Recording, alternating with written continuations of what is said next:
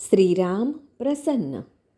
રઘુપતિ રાઘવ રાજા રામ, પતિત પાવન સીતારામ. સીતારામ સીતારામ, ભજ પ્યારે તું સીતારામ. સંતોની પાવન ભૂમિ તેવા મહારાષ્ટ્રના ગોંદવલે ગામમાં શ્રી ગોંદવલેકર મહારાજનો જન્મ થયો. આ સહજ સરળ સાત્વિક સંતનું પૃથ્વી પરનું વાસ્તવ્ય ઈસવીસન 1845થી 1913 સુધીનું ગણાય છે.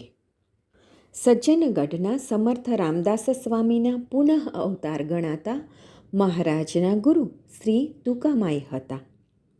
રામનવમીના દિવસે શક્તિપાત કરી શ્રી તુકામાઈએ મહારાજને આધ્યાત્મના અઘરા સોપાનો સર કરાવી ઉન્નતિના માર્ગે અગ્રસર કર્યા અને શ્રી રામ જય જય રામ તેમ તારક મંત્રની દીક્ષા આપી.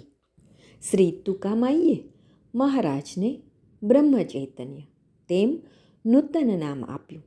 તે પછી બ્રહ્મચૈતન્ય મહારાજ ગોંદવલેકર તરીકે બધા તેમને ઓળખવા લાગ્યા.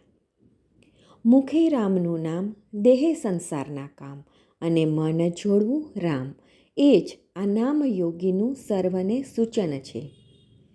નામસ્મરણની મહત્તા દર્શાવવા ભક્તોના લાભાર્થે આ દયા સિંધુએ મરાઠીમાં સરળ ભાષામાં પ્રવચનો કર્યા. શ્રી ગોવિંદ સીતારામ ગોખલેએ આ પ્રવચનોનો સંગ્રહ અને સંકલન કરી સર્વે પર મહાન ઉપકાર કર્યો છે. મહારાજની કૃપાથી પ્રાધ્યાપક હર્ષદ ઉપાધ્યાયે આ અમૂલ્ય મરાઠી પ્રવચનોનો ગુજરાતી અનુવાદ કર્યો છે. વર્ષના દરેક દિવસ માટે એક નવા શીર્ષક સાથે દરરોજ એક પ્રવચન રજૂ કરવામાં આવશે. ઓક્ટોબર અને નવેમ્બર મહિનાના પ્રવચનોનો વિષય છે ભગવાન. ભગવાનને અનન્ય ભાવે શરણે જઈને અખંડ ભગવાનના નામમાં રહીએ એટલે મનુષ્યને આ જન્મમાં મેળવવાનું એવું કંઈ જ બાકી રહેતું નથી.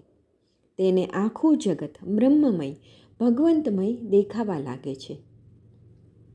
ભગવાનની સાથે એકરૂપ થવું, નરનું નારાયણ થવું ઇત્યાદિ વાતો ભક્તની બાબતમાં ખરેખર શક્ય જ હોય છે. આવા ભગવાનનું સ્વરૂપ કેવું છે? પરમેશ્વરની સગુણોપાસના એટલે શું? ભગવંત નામથી કેવી રીતે સાધ્ય થાય? ભગવાનની ભક્તિનું રહસ્ય શું? ભગવત કૃપા કેવી રીતે થાય? ભગવાન પાસે શું માગવું? ભગવાનના કઈ રીતે થઈ જવું? ઇત્યાદિ સર્વ વાતોનું માર્ગદર્શન 10મા અને 11મા મહિનાના 61 પ્રવચનોમાં દર્શાવ્યું છે. આજે 18 નવેમ્બરનું પ્રવચન સાંભળીએ, જેનું શીર્ષક છે શ્રદ્ધા એ એક મહાન શક્તિ છે. ખૂબ ચિકાસ કરતા રહેવી એ માનવી દેહબુદ્ધિનું લક્ષણ છે. દુકાનમાં ગ્રાહક આવે અને માલને માટે બહુ ચિકાસ કરવા લાગે કે દુકાનદાર સમજી જાય છે કે આ કંઈ ખરીદનાર નથી. પરમાર્થમાં પણ અતિશય ચિકાસ કરનાર માણસનું તેવું જ છે. યુદ્ધના મેદાનમાં ગુરુને કેવી રીતે મરાય એની ચિકિત્સામાં અર્જુન પડ્યો. ભગવાને અર્જુનને પોતાનું રૂપ દેખાડ્યું. તેમાં આગળ બનનારી બધી ઘટનાઓ અર્જુનને દેખાવા લાગી. દેહબુદ્ધિનો અભિમાનનો શિકાર બનવાને લીધે માયામાં ફસાવાથી ઉત્પન્ન થયેલો ગૂંચવડો એ શ્રીકૃષ્ણના વિશ્વરૂપ દર્શનને લીધે દૂર થયો. માયાનું મૂળ લક્ષણ એ કે હું કરતા એમ લાગવું. અભિમાન વગર કાર્ય થઈ જ કેવી રીતે શકે એમ આપણે કહીએ છીએ અને પાપાચરણ કરવામાં પાછું ફરીને જોતા નથી. દેહબુદ્ધિથી કરેલો ધર્મ ઉપયોગી પડતો નથી. અભિમાનથી પુણ્યકર્મો જો કર્યા તો તે પણ પછીના જન્મનું કારણ બને છે. સર્વ કંઈ ભગવાનને અર્પણ કર્યું એનું સ્મરણ કંઈ જતું નથી.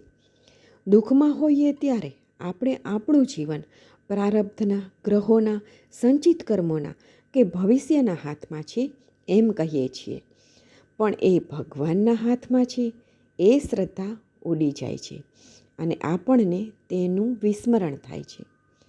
આપણે આપણી શંકાનું સમાધાન કરી શકતા નથી, એટલે આપણે ક્યાંય પણ ક્યાંક તો વિશ્વાસ મૂકવો જ જોઈએ.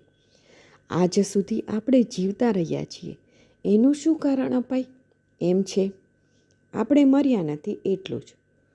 હું કેવી રીતે જીવું છું એનું કારણ કોઈ પણ કહી શકે એવું નથી.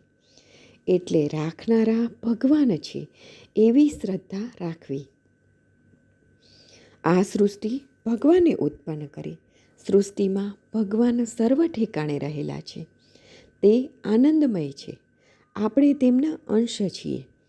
તો પછી આપણે દુઃખી કેમ? એનો ઉત્તર એ કે દેવ છે એ પ્રમાણે ખરા અર્થમાં આપણે વર્તતા નથી. જ્યાં ભગવાન છે ત્યાં આપણે તેમને જોતા નથી. શ્રદ્ધાથી સાધન કરતા નથી. શ્રદ્ધા વગર કદી પણ કોઈથી પણ પરમાર્થ સાધી શકાતો નથી. શ્રદ્ધા એ અતિશય બળવાન અને મહાન શક્તિ છે. શ્રદ્ધાથી જે કામ થાય છે તે કરતાપણાથી થવાનું મુશ્કેલ છે.